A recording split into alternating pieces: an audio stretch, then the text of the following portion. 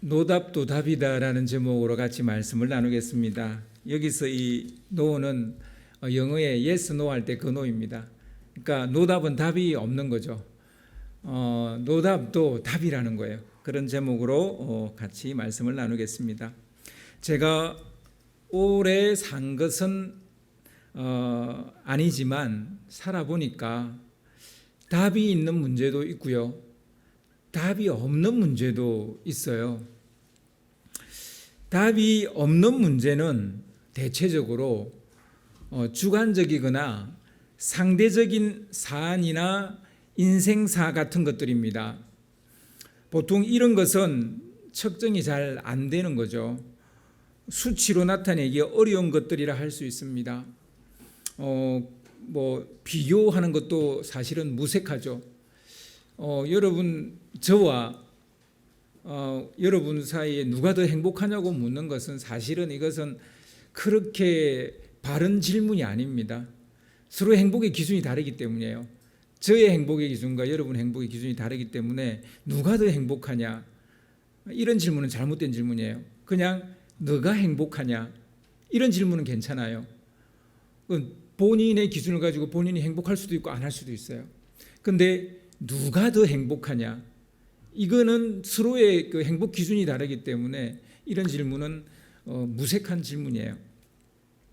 또 우리가 이 답이 없는 문제들을 보면요, 예를 들면 누구와 결혼할 것인가, 이런 질문도 사실은 답이 없는 질문이에요.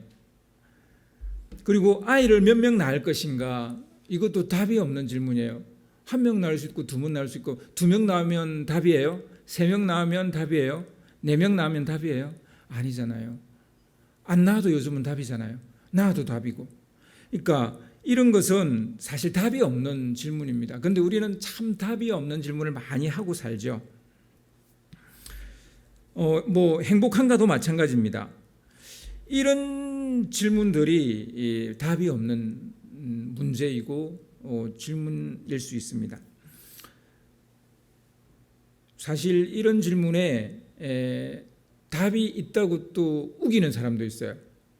그러면 또 맞다고 또 맞장구 치는 사람도 있어요. 근데 알고 보면 되게 웃긴 거죠. 서로 답이 없는 건데 답이 있다고 서로 말하면서 막 서로 위로받고 또 힘을 얻기도 해요. 하여튼 재미있죠.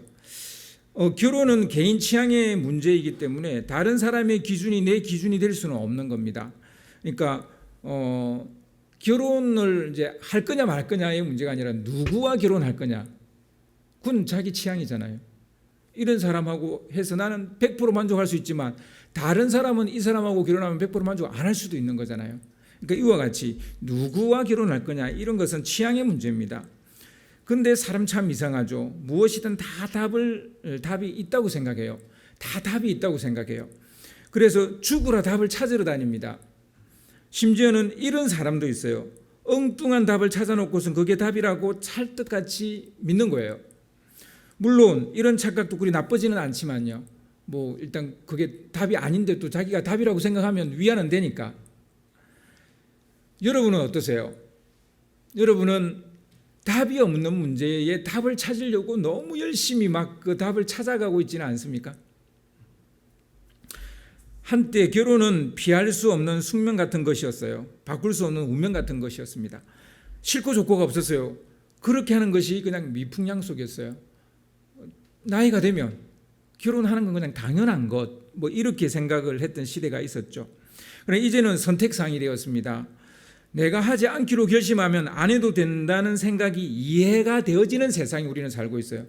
누군가가 나는 결혼 안 할 거야, 그러면 큰일 날 소리를 하네, 이렇게 생각하지 않죠. 너의 결혼관이 그렇구나, 그냥 이렇게 생각을 해버리는 시대가 됐다고요. 선택할 수 있다는 것은 운명을 바꿀 수 있다는 말입니다. 내가 선택할 수 없을 때는 그냥 그걸 받아들여야 돼요. 그런데 내가 선택을 할 수 있다는 것은 내 운명을 바꿀 수 있게 됐다는 얘기예요. 그래서 선조들은요, 우리 선조들은, 특히 우리 기독교인 우리 선조들은요, 끊임없이 예정과 자유의지 가지고 싸운 거예요. 이게 맞냐 저게 맞냐, 예정이 맞냐 자유의지가 맞냐. 죽으라 싸운 이유가 이거예요. 삶의 정답이 있다고 찰떡같이 믿고 있다가 어느 순간 정답이 없다는 걸 알게 되면 굉장히 당혹스럽습니다. 그래서 우리는 답을 찾으려고 하는 거예요. 이 당혹스러움을 막으려고. 정답이 없기에 선택이라는 걸 할 수 있게 되는 겁니다. 여러분, 정답이 있으면 선택이 필요가 없어요. 그냥 그 정답 따라가면 돼요. 근데 정답이 없기 때문에 우리가 선택을 해야 되는 거예요. 그래서 정답이 없다는 것은 사실은 눈부시게 아름다운 일이 아닐 수 없어요. 무진장 감사할 일이 아닐 수 없어요. 모든 게 다 정답이 있다면요, 내 선택은 필요가 없잖아요. 그럼 내가 선택 안 하는 사람이다. 여러분, 그런 삶 살 수 있어요? 여러분의 인생이 눈부시게 아름다운 것은 여러분이 무언가를 선택할 수 있기 때문이에요. 선택할 수 있다는 것은 정답이 없기 때문이에요. 이 듣기가 좀 이상하겠지만 여러분, 이게 사실이에요. 인생사 정답이 너무 많으면 선택권은요, 풀처럼 말라버리고 말아요. 고사해버려요. 죽어버려요. 우리 선택권이 죽어버린다고요. 여러분, 그랬으면 좋겠어요? 하나님이 우리를 창조하시고 우리에게 자유의지를 줬잖아요. 무슨 말이에요? 선택권을 줬다고요. 근데 이 선택권을 쏙 빼앗아가 버린다면 우리는 더 이상 사람이 아니에요, 사실은. 그래서 우리가 선택할 수 있다는 거, 이거는 정말 눈부시게 아름다운 일이에요. 그리고 감사할, 무진장 감사할 일이에요. 여러분, 우리가 계속 묵상하고 있는 사도행전도요, 자세히 들여다보면 정답을 찾아가는 이야기가 아니에요. 그냥 선택의 연속이라는 걸 알 수 있어요. 교회의 역사는 핍박과 박해의 역사라고 해요. 그죠? 너무 많이 들어서 아시죠? 여러분, 박해가 가해질 때 올곧게 순교당하는 것이 정답일까요? 스테반처럼 말입니다. 그럴까요? 아니면 도망치는 게 정답일까요? 바울과 바나바처럼요. 오늘 본문 5절 6절을 한번 우리 같이 읽어보도록 하겠습니다. 좀 띄워주세요. 오늘 본문 5절 6절입니다.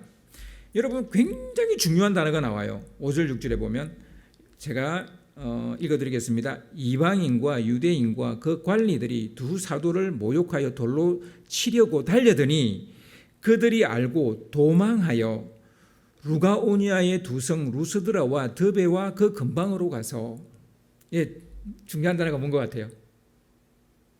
제가 단어 하나 강조했잖아요. 도망이에요, 도망.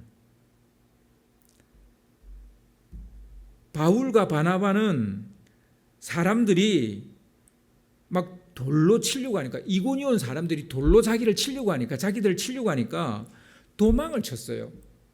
루스드라와 드베로. 어떻게 전도자가 그럴 수 있어? 여러분, 그렇게 생각하세요? 그런데 성경은 도망쳤다라고 말합니다. 여러분 생각에 무엇이 정답입니까? 돌에 맞아 죽는 게 정답입니까? 도망치는 게 정답입니까? 예? 스데반은 돌에 맞아 죽었고요. 바울과 바나바는 똑같이 돌을 던지는 상황에서 도망을 쳤어요. 그래서 살았어요. 누가 정답이에요, 여러분? 누가 정답이에요?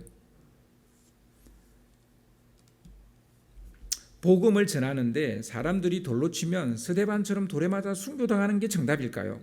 아니면 바울과 바나바처럼 사람들이 돌을 던지자 도망치는 게 정답일까요? 여러분, 정답은 없습니다. 이건 정답이 있는 질문이 아니에요. 그러니까 우리가 살아가는 데는요, 정답이 없는 문제들도 있다고요. 정답이 없는. 순교당할 수도 있어요. 도망칠 수도 있어요. 선택은 내가 하는 거예요. 정답은 없습니다. 다만 우리의 선택이 있을 뿐입니다. 스데반은 그 자리에서 돌에 맞아 죽기로 선택을 했고요. 바울과 바나바는 똑같은 상황이었지만 속히 그 자리를 벗어나 도망치기를 선택을 한 겁니다. 혹시 도망친 바울과 바나바에게 비난의 돌을 던지고 싶으세요? 에이, 니네들이 사도야? 에이, 돌이나 맞아 죽으라. 비난의 돌을 던지고 싶으세요? 여러분이 바나바와 바울의 자리에 있었다면 도망을 쳤겠어요? 순교를 당했겠어요? 스데반에게 높은 점수를 주고 싶으세요? 그런데 여러분은 돌에 안 맞고 싶죠? 돌에 맞아 순교 당하고 싶지 않죠? 그럼 우리는 바나바와 바울에게 비난의 돌을 던져서는 안 됩니다. 여러분 도망쳤어요? 바나바와 바울도 그랬어요. 여러분 순교 당하고 싶으세요? 순교 당하기로 결정하셨어요? 스데반도 그랬어요. 그 뭐가 정답이에요? 정답이 없는 거라고요. 바울과 바나바가 이고니온에 오기 전에 비시디아 안디옥에서 전도를 했습니다. 그죠? 그리고 비시디아 안디옥에서 전도할 때 그 바울이 했던 설교를 지난주에 또 제가 설교를 했잖아요. 그죠? 거기서 전도의 결실을 봤어요. 정말 감사한 일이죠. 그래서 사도행전 13장 48절을 보시면요. 좀 띄워주세요. 사도행전 13장 48절을 보면 이방인들이 듣고 기뻐하여 하나님의 말씀을 찬송하며 영생을 주시기로 작정된 자는 다 믿더라. 이방인들이 믿게 되었어요. 얼마나 감격스러웠겠어요. 막 이방인의 사도로 부름받았는데 막 전도해도 잘 안 됐는데 이 비시디아 안디옥에서는 막 많은 사람들이 믿는 거예요. 얼마나 막 고무됐겠어요. 근데 여러분 이것이 빛이라면요 어두운 면도 있었어요. 바울과 바나바가 전도의 결실을 보았지만 동시에 그들은 그곳에서 쫓겨났어요. 사도행전 13장 50절을 보시기 바랍니다. 사도행전 13장 50절을 보시면 이에 유대인들이 경건한 기부인들과 그 신의 유력자들을 선동하여 바울과 바나바를 박해하게 하여 그 지역에서 쫓아내니 전도의 결실도 봤지만 그 안디옥에서 쫓겨났다고요. 유대인들이 경건한 기부인과 유력자들을 선동해서 박해를 가하니까 그리고 그들을 쫓아내버리니까 쫓겨났어요. 자, 여기서 질문 하나를 던지려 합니다. 바나바와 바울이 비시디아 안디옥을 떠난 것이 자발적인 결정일까요? 아니면 그냥 어쩔 수 없이 강제로 쫓겨난 것일까요? 반대자들이 강제로 쫓아낸 것입니까? 자발적으로 나온 것입니까? 그럼 두 가지 다예요. 그들이 분명히 쫓아냈어요. 그죠? 그렇지만 바나바와 바울의 반응을 보면 그들이 쫓아냈기 때문에 그들이 쫓겨나온 건 아니에요. 사도행전 13장 51절을 보시면요. 사도행전 13장 51절을 보시면 두 사람 바나바와 바울이죠. 그들을 향하여 그 이제 비시디아 안디옥 사람들입니다. 그들을 향해서 발에 티끌을 떨어버리고 이고니온으로 가거늘 이렇게 되어 있습니다. 강제로 퇴출당한 것처럼 보이지만 자세히 보면 바울과 바나바는 스스로 걸어 나왔다고 할 수 있어요. 예수님은 제자들에게 전도 실습을 보낼 때 영접하지 않는 집을 만나게 되면 이렇게 하라 그랬어요. 발에 먼지를 떨어버리고 나와라 그랬어요. 쫓겨나는 것이라 생각하지 말라는 거예요. 새로운 집이나 새로운 가정으로 찾아가라고 생각하라는 거예요. 이 전도자의 마인드는 그래야 된다 이런 얘기입니다. 그러니까 쫓겨나는 거 맞아요. 그런데 너희들은 쫓겨난다고 생각하지 말라는 거예요. 발에 먼지를 털어버리고 나오라는 거예요. 내가 다른 집으로 간다. 마음 열린 나를 받아주는 그런 집으로 나는 간다. 이렇게 생각하라는 거예요. 바울과 바나바가 비시디아 안디옥을 떠나 이고니오로 간 것은 자발적인 선택이라고도 할 수 있다는 겁니다. 바울과 바나바는 비시디아 안디옥에서 유대인들에게 된통당했잖아요. 솔직히 유대인들 꼴도 보기 싫겠죠. 상종도 하고 싶지 않겠죠. 막 이방인들이 막 예수 믿고 막 분위기 좋아요. 그런데 이 유대인들이 기부인들과 뭐 유력자들을 막 선동을 해가지고 이 바울과 바나바를 쫓아내버린 거예요. 그러니까 이 유대인들이 얼마나 믿겠어요. 얼마나 그들 보기도 싫겠어요. 두 번 다시 유대인의 해당에 가나봐라. 그렇게 말하고 싶지 않겠습니까? 그런데 바울과 바나바가 이고니온에 도착해서 제일 먼저 간 곳이 어디게요? 유대인의 해당이에요. 유대인의 해당에서 유대인들에 의해서 쫓겨났는데 또 이고니온에 가서 유대인의 해당에 들어간다는 거예요. 이게 무슨 시츄에이션일까요? 무슨 의미일까요? 유대인의 해당이 전도의 정답이기 때문일까요? 이게 전도 전략으로 그렇게 짜여져 있었기 때문에 또 유대인의 해당으로 갔을까요? 그런 것 아니라고 봅니다. 유대인의 해당은 정답이 아닙니다. 된통당했잖아요. 유대인의 해당은 노답이라고 생각합니다. 답이 아니에요.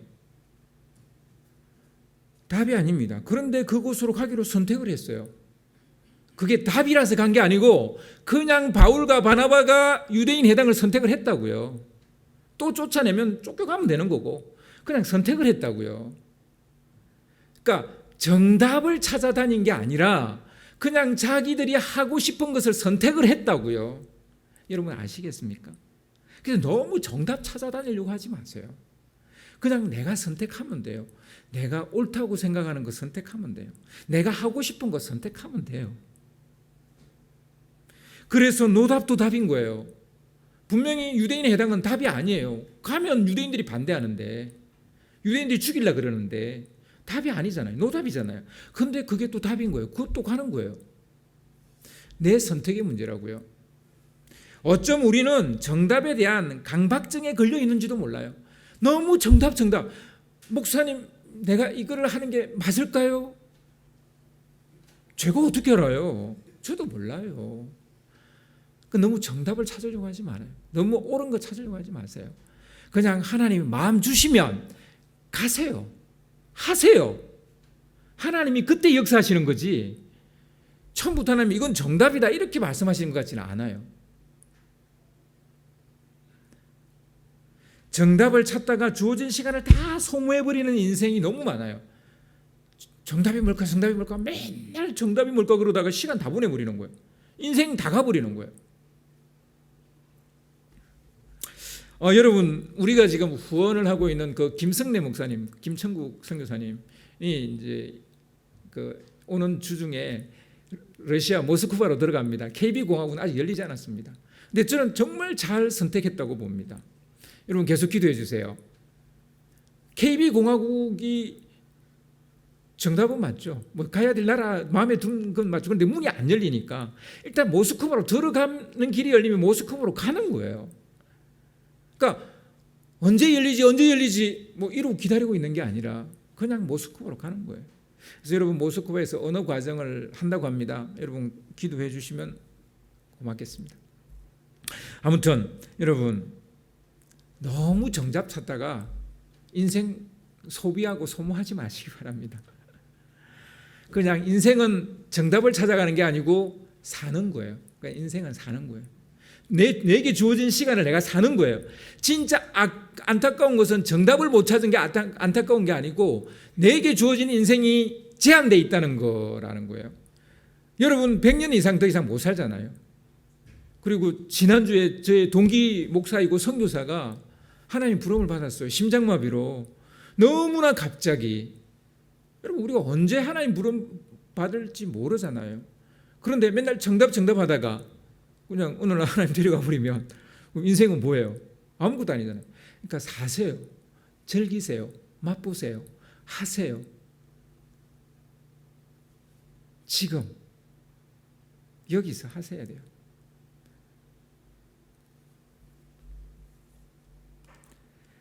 우리 그런 그리스도인들 많아요. 요즘은 특히 많아요. 목사님 나에게 맞는 교회를 내가 찾고 있어요. 몇 년 전에도 찾고 있다 그러는데 아직도 찾고 있어요. 그냥 이 교회 저 교회 아직도 떠들고 있어요. 뭐 하는 짓인지 모르겠어요. 뭐 하는 짓이고 그게 도대체.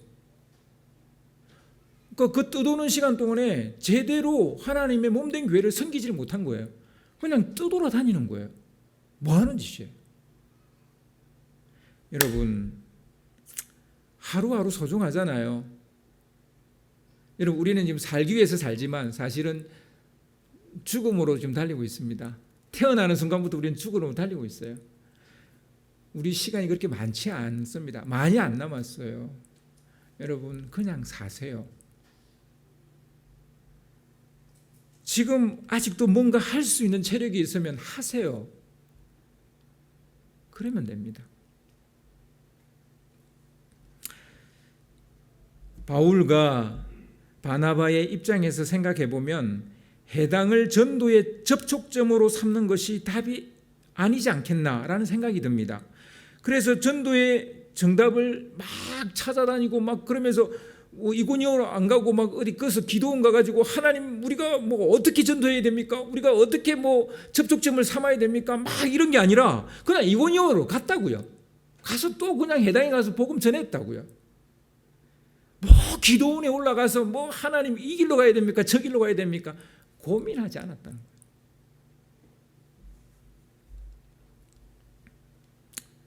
바울과 바나바는 전도의 정답을 찾으려 하지 않았습니다. 답을 찾으려 했다면 그렇게 된통당한 유대인의 해당을 찾지 않았겠죠. 삶이란 크고 작은 결정을 하는 것이라 생각합니다. 이 삶이 뭡니까? 그냥 크고 작은 것을 결정하고 그 결정한 대로 그냥 가는 거예요. 그게 삶이에요. 뭐예요? 여러분은 어떻게 정의하시겠어요? 삶이란 뭐겠어요? 그냥 크고 작은 것을 결정하고 살아가는 거예요. 인류를 구할 무슨 일 그런 말 하지 마시고 그냥 오늘 내게 주어진 시간을 살아가시면 되는 거예요. 그게 삶이에요. 비록 쫓겨나는 신세지만 그들은 살짝 고민했을 겁니다. 저들이 박해한다고 하는데 여기를 떠나야 돼 말아야 돼. 그냥 여기서 돌에 맞아 죽어 말어. 박해를 가하면 죽으면 죽으리라 하고 끝까지 버티기 해야 돼 말아야 돼. 우리는 그 에스더의 이 고백을 너무 크게 생각을 해요. 죽으면 죽으리라. 물론 그런 상황이 있을 수도 있겠습니다만 너무 거대하게 고민하지 마세요. 너무 큰 언어 사용하지 마세요. 쫓겨난다고 해서 자기 결정권이 전혀 없는 것은 아닙니다. 비시디의 안디옥에서 쫓겨났어요. 그리고 이고니온에서 돌에 맞아 죽을 뻔했어요. 그리고 자꾸 쫓겨나는 형국이잖아요. 그러면 내 결정권이 없다고 생각해요. 여러분 정말 그럴까요? 아니잖아요. 여전히 자기 결정권은 있습니다. 100% 없을지는 몰라도 여전히 자기 결정권은 있다고요. 안디옥에서 쫓겨나면 이고니온으로 가고 이고니온에서 쫓겨나면 루스드라나 드베로 가는 거예요. 여전히 자기 결정권이 있는 거예요. 바나바와 바울은 발에 티끌을 털어버리고 쿨하게 비시디아 안디옥을 떠났습니다.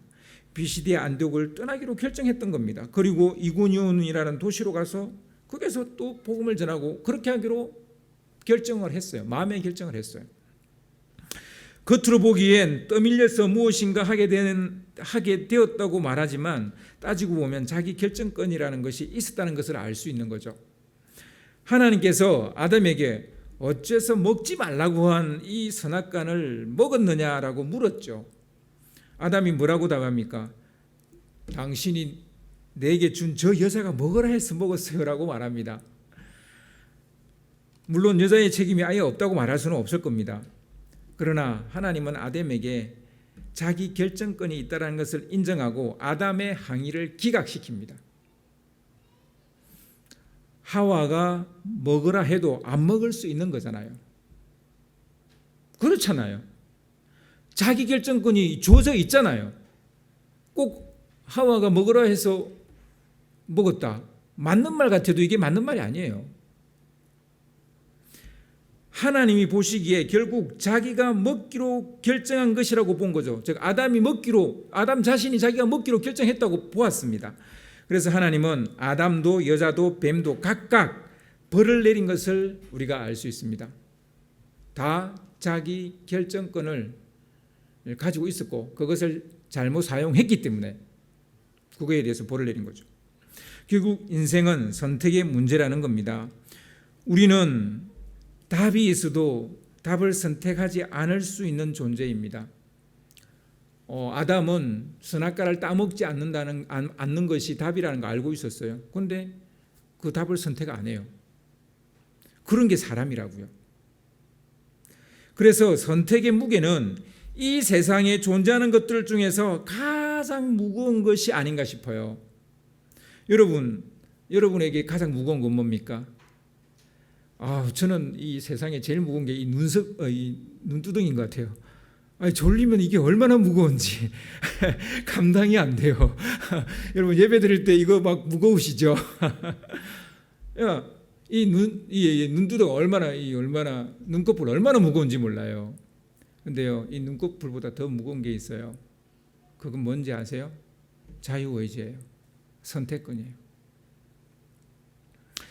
저는 이 선택은 마치 왕관과 같다는 생각을 합니다. 왕관은 너무나 아름답고 멋지죠. 여러분, 선택은 너무나 아름답고 멋진 겁니다. 그리고 영광과 위엄과 존귀를 나타냅니다. 왕관을 보면 이야, 정말 높으신 왕이구나. 정말 존귀하신 분이구나. 뭐 이런 생각할 수 있잖아요. 그런데요, 왕관의 무게를 감당할 수 없기 때문에 대부분의 왕은 왕관을 쓰지 않습니다. 대관식 때만 써요. 왕은 왕관을 쓰지 않습니다. 왜요? 이게 너무 무거운 거예요. 검으로 만들어가 이게 너무 무거운 거예요. 여러분, 선택이라는 그런 겁니다. 이 선택이라는 게 너무나 멋지고 아름다우고 하나님이 우리에게 준 선물인데 이 선택이 너무 무거운 거예요. 그래서 이 선택과 이끌 관계에 있는 단어가 자유인데, 여러분, 자유가 참 무거운 거예요. 너무너무 좋은 건데 이 자유가 정말 무거운 거예요. 내한테 자유권이 주어지잖아요. 무거워요. 이제 보통 우리 아이들이 한 20세가 되면서 부모로부터 이제 자유를 많이 얻게 됩니다. 그런데요, 여러분, 10대, 20대, 30대 해서 90대까지요. 우리 심리학자들이 연구를 했는데 죽음의 공포를 가장 많이 느끼는 그 연령대가 언제인지 아십니까? 20대예요. 20대입니다. 왜 그런지 아세요? 너무나 훅 하고 자기한테 자유가 온 거예요. 이때까지 부모가 다 결정해 줬어요. 부모가 다 선택해 줬어요. 부모가 다 뒤에서 뒷바라지 해줬어요. 근데 이제 덜컥 내가 모든 걸 다 해야 되는 거예요. 하나씩 하나씩. 뭐 남자들은 군대도 가야 되고.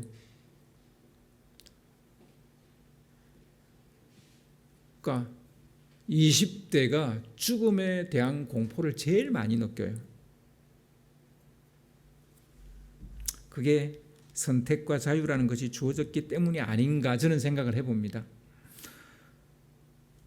자유의지 곧 선택의 무게에 우리는 짓눌리고 있습니다.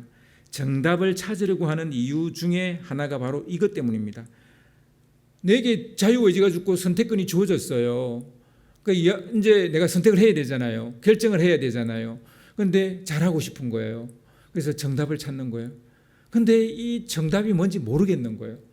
그러니 이 선택의 무게가 감당이 안 되는 거예요. 이거 해야 되나 저거 해야 되나. 그리고 세상도 많이 안 살아봤잖아요. 20대 50대 60대는 살아봤으니까 그냥 뭐 이거는 뭐 그렇게 중요한 거 아니야. 뭐 그냥 이렇게 뒤로 떠넘겨버릴 수 있는데 20대는 그게 안 되는 거예요. 뭐 그렇게 많이 안 살아봤으니까. 그러니까 너무 이 선택의 무게가 너무 무거운 거예요. 그리고 정답을 찾으려고 막 싸돌아다니고 뭐 여행도 가보고 뭐 책도 읽어보고 저것도 해보고 이것도 해보는데 뭐 그렇게 쉽게 막 답이 나오나요? 안 나오지 않잖아요. 원래 답이 없는 문제예요. 원래 답이 없는 문제인데 그걸 답을 찾으려고 하니 답이 나오겠어요? 그리고 인생 경험도 작으니 답이 나오겠어요? 안 나오는 거예요.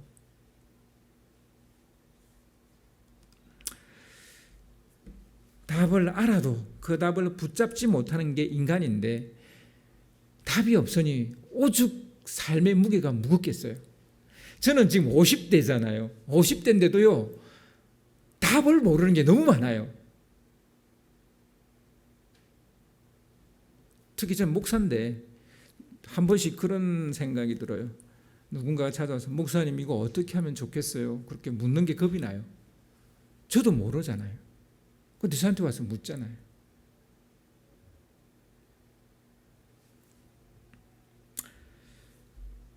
뭐 조금 뭐 경험하고 읽은 거 뭐 아는 것 가지고 이야기를 하긴 합니다만 어떨 때는 말해놓고 내가 후회할 때가 되게 많아요.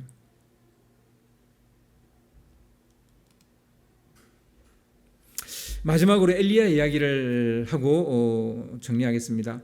엘리야를 죽이겠다는 이세벨의 얼음장에 엘리야는 놀라서 너무 놀래가지고 뒤도 안 돌아보고 도망을 쳤어요. 한참을 도망치다가 로뎀 나무 아래 주저앉았습니다.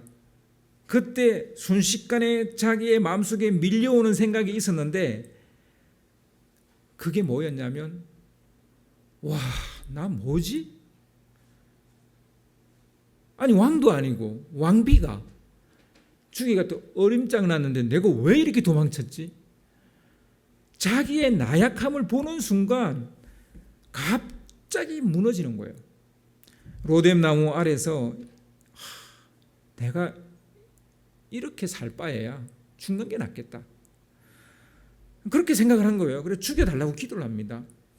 자기의 선택을 자기도 받아들이기 어려운 거예요. 자기가 선택을 한 거잖아요. 도망친 거. 근데 자기의 선택을 자기가 받아들이기가 어려운 거예요. 막 정말 죽고 싶은 마음에, 여러분 자살하는 사람들 이런 경우, 이런 생각 때문에 자살하는 거 아시죠, 여러분? 자기를 받아들일 수 없는 거예요. 자기를. 살아서 뭐 하냐? 이렇게 살 바에 살아서 뭐 하냐? 이런 생각이 드는 거예요. 그때 천사가 나타나서 엘리야에게 어떻게 했습니까? 먹고 마실 것을 주고 시내산으로 가라는 지시를 합니다. 엘리야는 로뎀 나무 아래서 앞으로 어떻게 살아야 할지 답을 구한 거지만 답을 얻지 못했어요.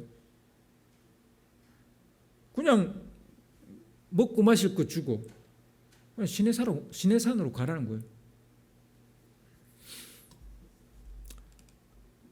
엘리야는 여전히 자기 인생의 정답을 찾지 못했습니다. 시내산에 갔어야 앞으로 무엇을 해야 될지를 알게 되었습니다. 물론 이후로 그것을 엘리야가 다 하지도 않았어요. 엘리사한테 떠넘기고 엘리사도 또 하나만 하고 또 하나는 자기 종에게 맡겨요. 여러분, 알아도 다 못할 수 있는 거고요. 몰라서 또 못할 수도 있는 거고요. 인생은 그런 거예요. 여기서 우리가 알 수 있는 것은 꼭 정답을 알아야 힘을 낼 수 있는 것은 아니라는 거예요. 꼭 정답을 알아야 길을 가는 것도 아니라는 거예요. 엘리야가 시내산까지 갈 때 뭐 정답을 알아서 갔어요? 여전히 몰랐어요. 그냥 시내산으로 가라 하니까 간 거예요. 그리고 먹고 마시니까 좀 힘이 나서 간 거예요. 여전히 노답이라고요. 여전히 답을 가지고 있지 않습니다. 그럼에도 불구하고 엘리야는 로뎀 나무 아래서 일어나서 떠났습니다. 천사가 아무리 가라 해도 가기로 결정하는 것은 누구다? 우리 자신인 거예요. 천사의 지시가 있었느냐 없었느냐가 중요한 것은 아닙니다. 천사의 지시가 있었어도 자기가 가기를 결정하지 않으면 안 가는 거예요. 못 가는 거예요. 천사 지시가 없어도 자기가 가기로 결정하면 가는 거예요. 결국은 내 결정이 들어간다고요. 내 선택이 들어간다고요. 선택과 결정은 결국 우리의 몫입니다. 여기서 주저앉을지 일어나서 앞으로 나아갈지 우리의 선택과 결정에 달려 있습니다. 그리고 답이어서 그것을 선택하는 것도 아닙니다. 때로는 노답이 답일 수 있습니다. 답은 인생의 징검다리 하나를 건너야 나올 수도 있습니다. 여러분 징검다리 아시죠? 안 보여요. 그런데 하나를 건너면 그 다음 게 보일 수 있는 거죠. 근데 그 하나를 안 건너면 그 다음 게 안 보이는 거예요. 근데 하나를 건너야만 그 다음 게 보일 때도 있다라는 거예요. 정답의 무게에 짓눌려 있을 수도 있어요. 그러나 여러분 기억하세요. 노답도 답이다. 답이 안 보여도 일어나 갑시다. 가다 보면 답이 보일 때가 많습니다. 일어나서 로뎀 나무 아래서 일어나서 가다 보니까 자기가 뭘 해야 되는 걸 알게 된 거예요. 근데 그걸 다 했느냐? 그것도 아니에요. 그냥 엘리사만 기름 부어서 그냥 선지자로 자기 후계자로 그냥 엘리사만 세우고 끝났어요. 엘리야 인생이. 여러분 도망치는 것도 답입니다. 답이 아닌 게 아니에요. 답이라고요. 여러분 순교도 답이에요. 무엇을 선택하든 어떤 결정을 하든 주의 영이 여러분과 함께하고 있음을 여러분 믿으시기 바랍니다.